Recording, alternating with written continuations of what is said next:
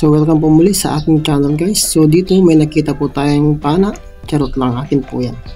Sa mga bago lang po sa channel ko, kung gusto mo po yung mga ganitong klase ng content ay please subscribe, hit the notification bell and comment below. Salamat po. So dito napakalabo ng tubig. Yan, grabe. Halos hindi masyadong kita yung mga isda na dumadaan. Yan, so may nakita po tayong isang isda. So lalapitan natin. Ayun o. Ayun, ay butete pala. Kala ko lapo-lapo na. Let's move on. At dito dive ulit tayo kasi may nakita tayong gumagalaw. At pag dive po natin ay ayun, butete ulit. Ano ba naman yan, boy? Kala ko isdang malaki na. Ayan. Dito habang tayo patuloy na lumalangoy, may nakita tayong isang isda sa gilid ng bato. Ayan, patay kang isda. Luhog ka. Ayan, isa pong lugso po yung tawag sa amin sa part ng Pangasinan, pero dito sa La Union hindi ko po alam kung ano ang klaseng isda, anong tawag po nila dito. Ayan, malaki-laki na po yan. So yan ang first fish natin sa gabing ito. Alright, so dive ulit tayo. So di kalayuan, mayroon po tayong nakitang gumagalaw at ating nilapitan. Tuhog ka. Ayan, danggit mga ka-Ilumix. Ayan, lapad-lapad na rin. Sarap nito at napakataba ng kanyang katawan. So malapad na makapal pa. So ito yung mga klase ng masasarap talaga pasabaw. Another dive at meron po ulit tayong nakitang isang isda. No, tinry po natin tingnan kasi medyo nakatago siya. Tama ba yan? Nagtatago siya! Ay, nakawala mga ka-Ilumix. Ayun, pero hinanap natin yan. Pinamaan siya kaso hindi tumalab. Kasi saktong pagtira ko biglang nag-change position siya. Ayun, hinanap po natin yan at nakita po natin. Yan, tinamaan mga ka-Ilumix. Wow. Ayun, kung mapapansin nyo guys, may tama na siya sa may bandang baba kung saan natin siya tinamaan ngayong pangalawang tira na. Ayan. So siya yung tinamaan kanina na hinanap natin. So hindi tayo nagkakamali kasi yan, kitang ebidensya mga ka-Ilumix. Meron siyang scar. Charot. At muli po tayong nag-dive mga ka-Ilumix at ito, napakalapad nito mga ka-Ilumix. Isang danggit na malapad. Ayan, Wow. grabe.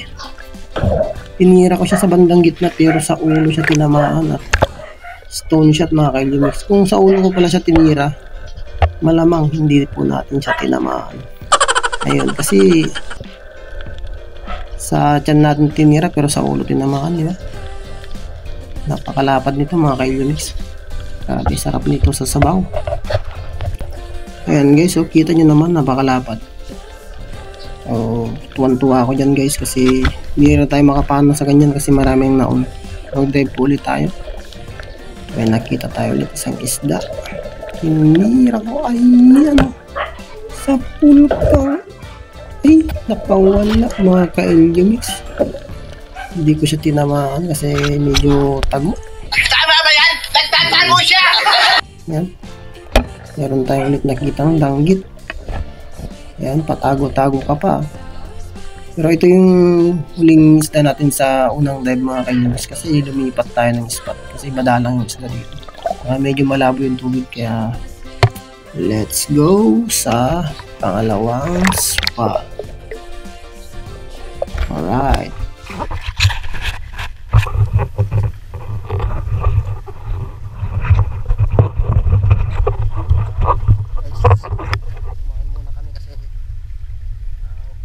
Isda.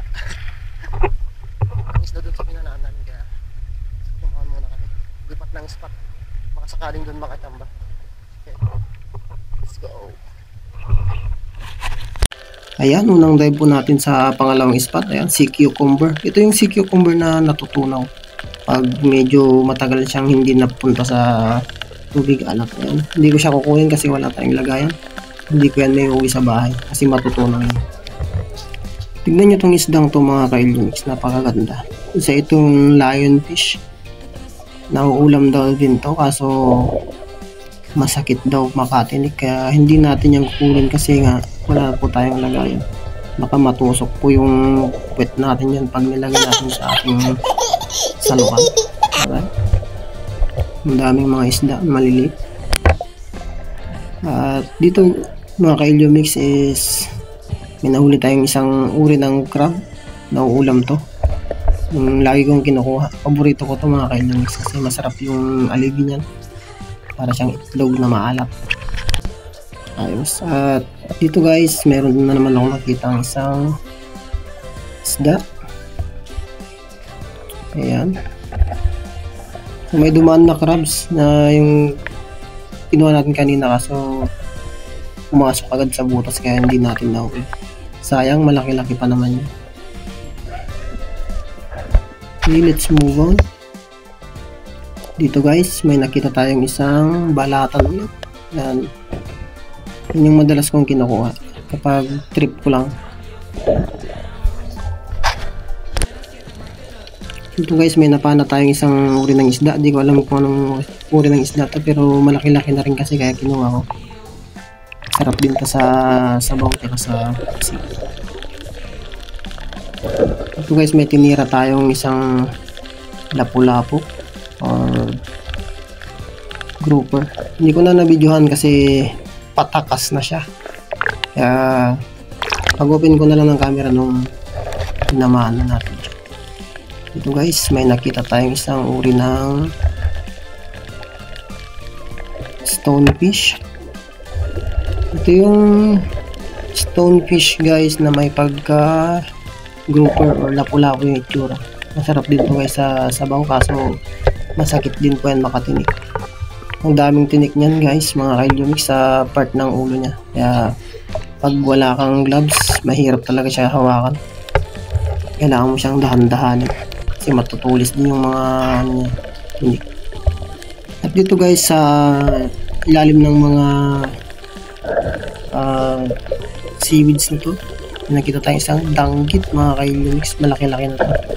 Kaya pinestuhan ko muna bago ko siya tinira. Ayan, tuhog kang danggit ka. Ayan guys, malapad-lapad na din to. Ayan, ayan, kilig-kilig. Ayan, malaki na yun mga ka-Ilumix at mataba din. Ingat-ingat din tayo sa mga tinik niyan. Masakit din mga tinik yan mga ka-Ilumix. Dito guys, may napansin ulit tayong isda.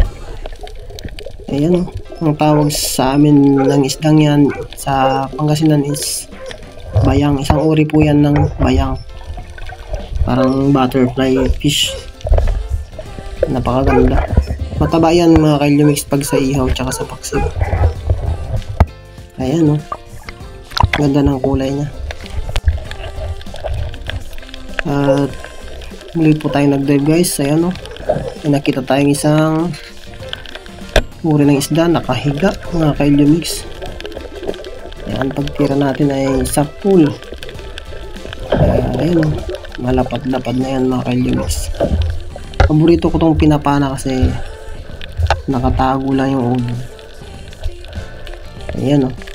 Saka malambot yung laman yan mga ka-Ilumix, kaya kailangan natin hawakan kaagad kapag tinamaan natin ng pana. Hindi napupunit po yan. Ayan. Medyo malalim din kasi mga ka-Ilumix, kaya medyo matagal tayo makahawak. Dito guys, may napana tayong danggit. Di na natin na videoan kasi medyo mailap siya. Ayan o. Siguro na paano na ito mga kasama natin kaya hindi mo. Dito guys ay may nakita isang grouper o lapu-lapu. Yan. Medyo pagkapana natin is nag-resurface muna tayo kasi nabitin tayo sa hangin. Huwag natin pilitin guys kung medyo bitin yung hangin natin, kaya baka mapahamak pa tayo. Yan po yung lagi natin tatandaan. Mas mabuting pahinga ka muna ako di saka mo siya balikan. Yan tulad ng ginawa ko. Binalikan ko na siya nung nakapagpahinga ko ng ilang segundo. Nakuha ko siya ng maayos. Ayos. Malaki-laki na yan mga kaibigs. Yan o. Masarap na rin yan sa sabaw. Ayan. At another dive. Nakita tayo isang sapulutang dangkit ka. Ayan. Medyo madalang yung isla mga kaibigs. Ayan o. At dito guys, may nakita ulit tayong isang isda. Pinaana na po natin yan. Hindi na po natin yan na-videohan. Isang uri ng stonefish mga kaibigs.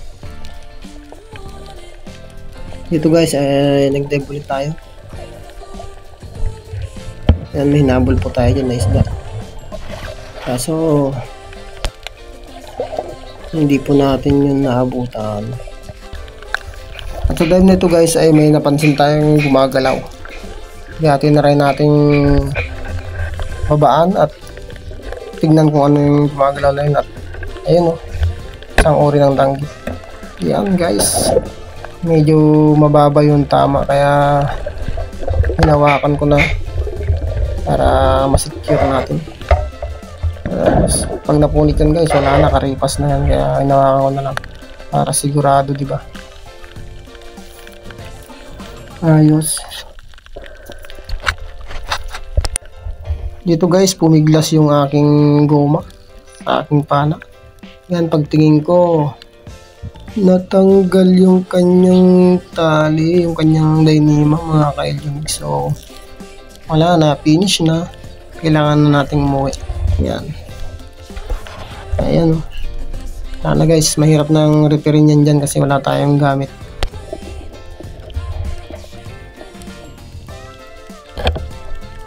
So, habang papauwi ako is may nakita akong isang yung tampal puki kung na tawag sa Tagalog. Pero sa amin dito sa Ilocano is dadali. Inutusok ko na lang yan mga kaibigan kasi nga hindi nga natin matamaan ng pana kasi sira na yung rubber natin na yan. Yan. Hindi ko siya matusok-tusok kasi nga mabagal yung pagtusok natin.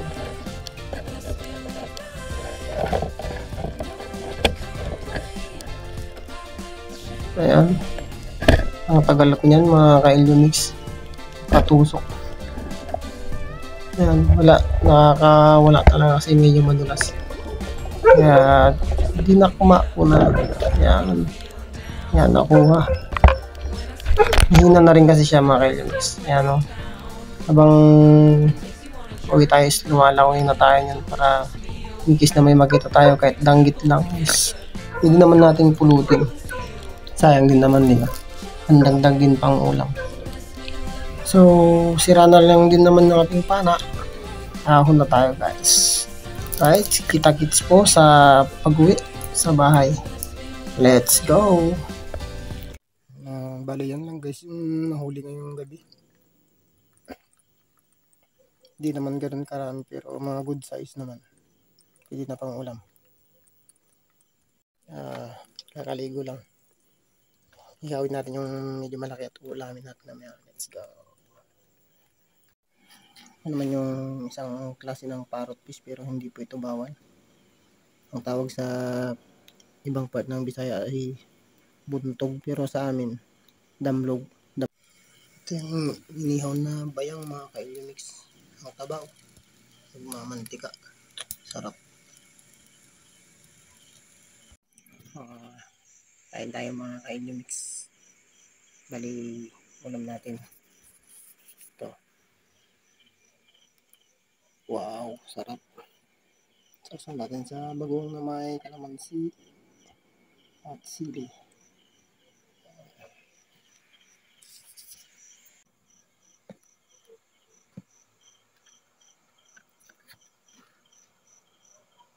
Grabe ang sarap. Ang taba.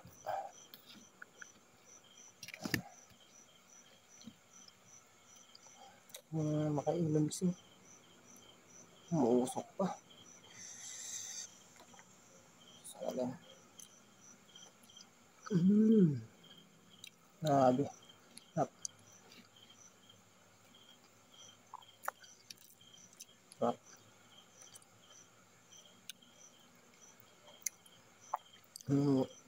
Maraming salamat sa panonood. Lagi lang back. Shoutout sa mga silent viewer.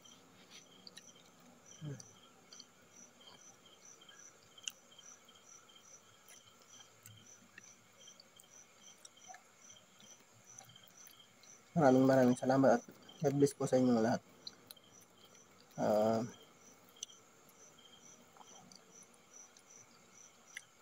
Ginagawa ko pang ang pamamana para hindi lang makalibre sa ulap kundi exercise na rin po kasi trabaho natin is walang exercise. Nakaupo lang talaga. Kaya kailangan natin ng ibang pagkakabalahan. Mahirap na, diba?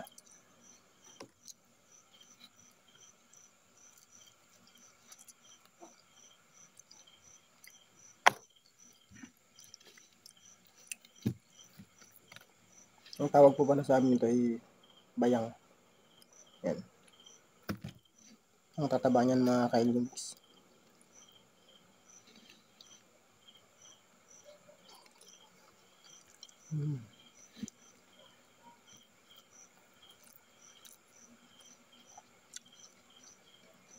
Grabe. Sarap. Hanggang dito lang ang aking video. Maraming salamat po. Maraming salamat sa panonood. Sa walang sawang pagsuporta. God bless po.